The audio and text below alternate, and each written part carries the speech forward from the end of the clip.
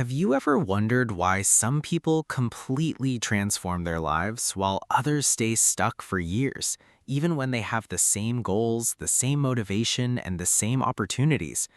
What if the biggest obstacle isn't laziness, lack of discipline, or bad luck, but something so small you barely notice it? Stay until the end because one simple idea from this book could permanently change the way you improve your life. Before we begin, if you want personalized guidance to build better habits, break bad ones, and reach your goals faster, you can book a private live coaching session through the link in the channel bio. It's the fastest way to turn these ideas into real results. Imagine trying to improve your life by making one giant change. You decide to wake up at 5 a.m., go to the gym every day, read 2 books a week, eat perfectly, meditate, work harder.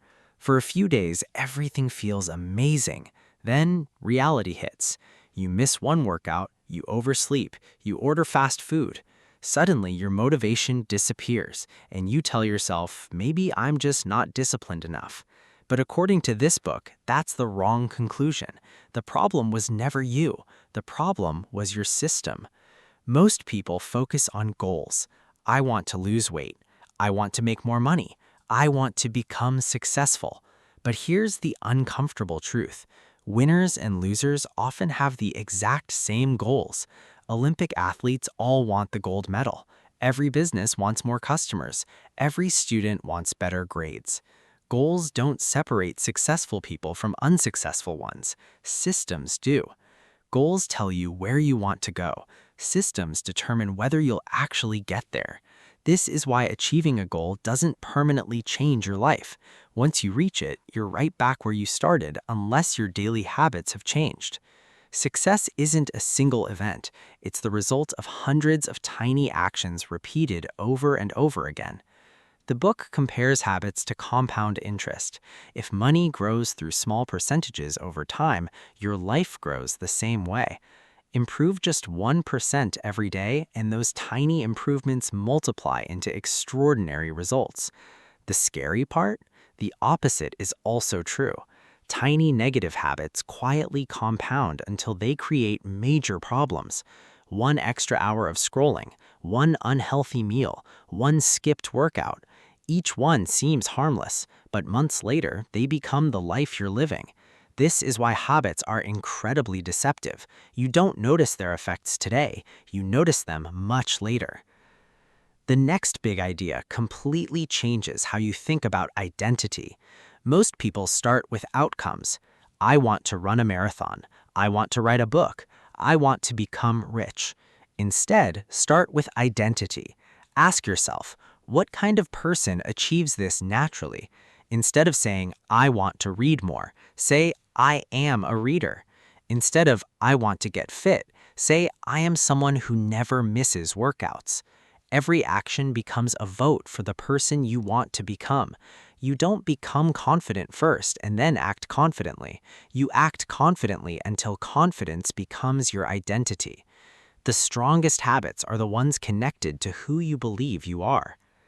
Now comes one of the most practical lessons in the entire book. Every habit follows 4 simple steps: cue, craving, response, reward. First, something reminds you. Then you want it. Then you act. Then your brain receives a reward. This loop repeats thousands of times throughout your life. If you understand this loop, you can redesign almost any habit. Want a good habit? Make it obvious. Leave your book on the pillow. Put your running shoes by the door. Prepare healthy food before you're hungry. Design your environment so good decisions become automatic. Don't rely on memory. Build reminders into your surroundings. Next, make the habit attractive. Your brain repeats behaviors it enjoys. Pair something difficult with something pleasurable. Only listen to your favorite podcast while exercising. Drink your favorite coffee while reading. Create positive associations with good habits. Then, make it easy. This is where most people fail. They think difficult means valuable.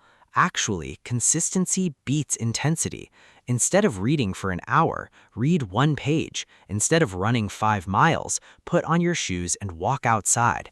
Instead of meditating for 30 minutes, take one deep breath. Reduce the friction until the habit becomes impossible to avoid. The goal isn't perfection, it's repetition. Finally, make it satisfying. Your brain repeats behaviors that feel rewarding. Celebrate small wins, track your progress. Never underestimate how motivating visible progress can be. Even crossing an X on a calendar makes you want to keep the streak alive.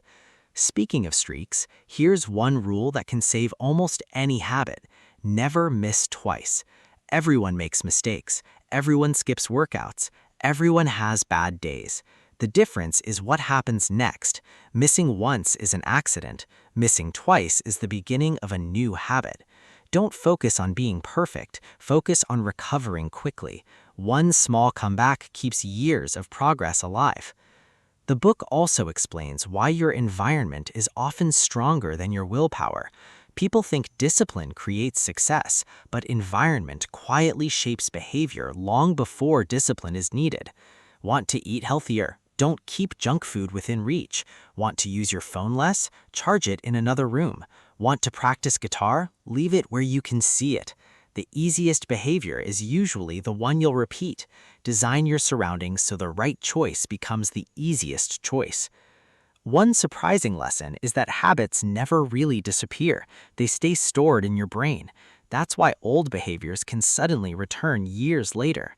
The solution isn't fighting temptation forever. It's making bad habits invisible, unattractive, difficult, and unrewarding. The less often you face temptation, the less energy you waste resisting it. Here's the most powerful idea from the entire book. Every tiny decision matters, not because today's choice changes your life, but because today's choice shapes tomorrow's identity.